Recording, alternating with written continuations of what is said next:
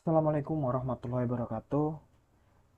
Di sini saya akan membahas untuk tugas analisa kegagalan yang dari jurnal yang sudah saya ringkas dan saya buat PPT dari jurnal teknik yang berjudul Analisa Kegagalan Bantal Luncur atau BOS pada poros sepatu rem kereta api. Nah, di sini saya akan memperkenalkan diri.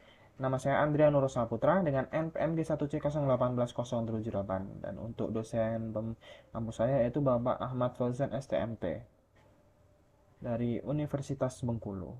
Baiklah, langsung saja di sini saya akan menjelaskan apa hasil dari ringkasan materi saya untuk tentang keausan.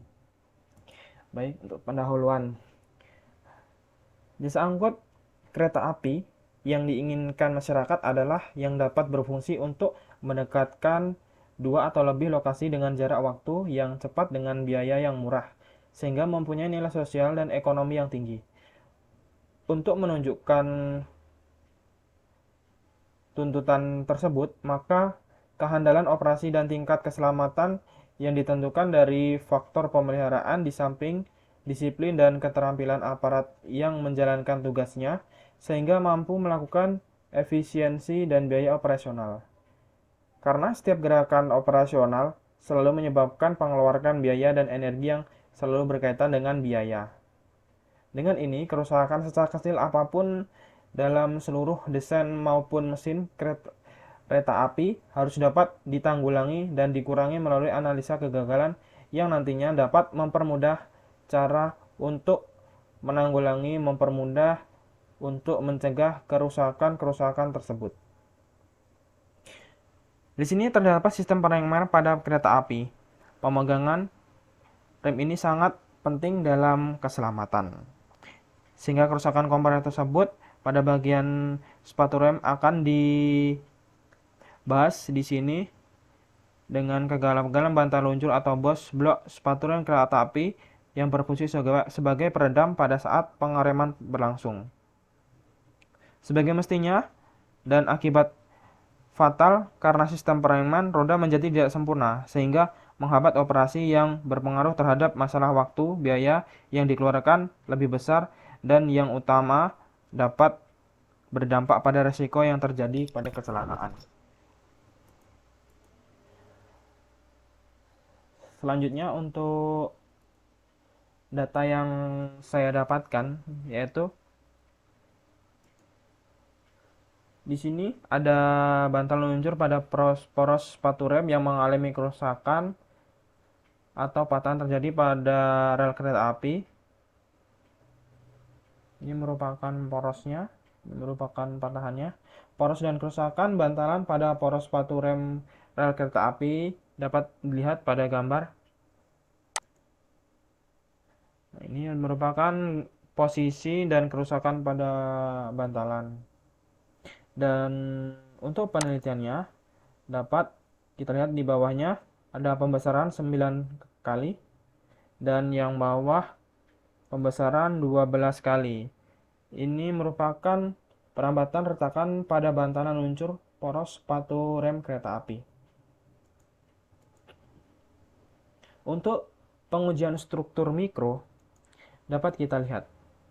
Pada pengujian struktur mikro dilakukan pada bantalan luncur poros sepatu rem yang mengalami patahan seperti yang ditunjukkan pada gambar di bawah ini.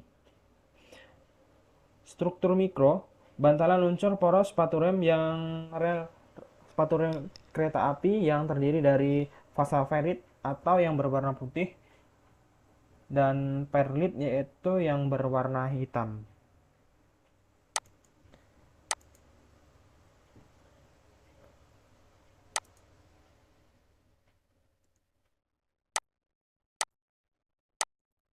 Nah, di sini terdapat gambar yang A ini merupakan daerah yang mengalami keausan, dapat kita lihat. Dan yang B ini adalah daerah yang mengalami patahan, dapat kita bandingkan dan dapat kita lihat.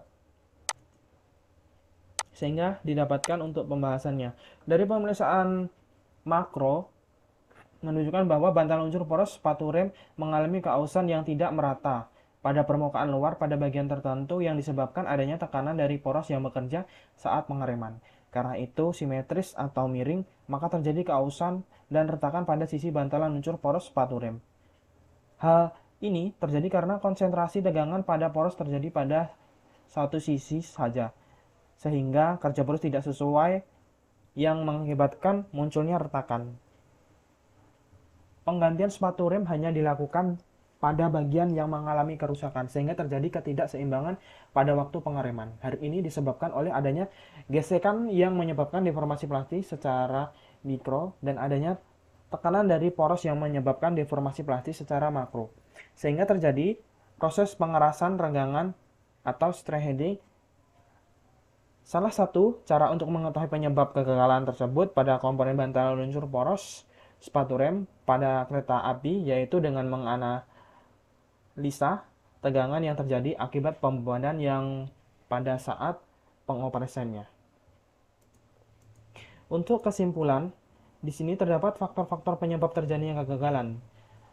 Antara lain yaitu terjadinya keausan, adesi, retak, ngetas, transgranular, dan missing metal. Peningkatan nilai kekerasan rata-rata material poros sepatu rem sebesar 57% setelah terjadi keausan atau 197,4 HV menjadi 206,3 HV.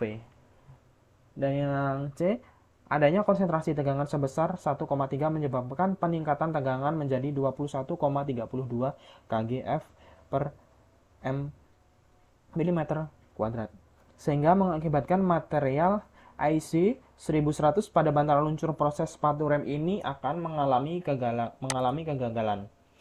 Selanjutnya, untuk kerusakan bantalan yang terjadi dalam waktu 83 hari kerja, mengharuskan pihak kereta api harus memeriksa dan mengganti komponen bantalan maksimal 3 bulan kerja. Dan ini merupakan sumber dari jurnal teknik yang berjudul Analisa Kegagalan Bantalan Luncur atau Bos pada Poros Sepatu Rem Kereta Api. Baiklah, terima kasih. Mungkin hanya itu yang bisa dapat saya jelaskan. Semoga ilmunya bermanfaat. Kurang dan lebihnya saya mohon maaf. Terima kasih. Wassalamualaikum warahmatullahi wabarakatuh.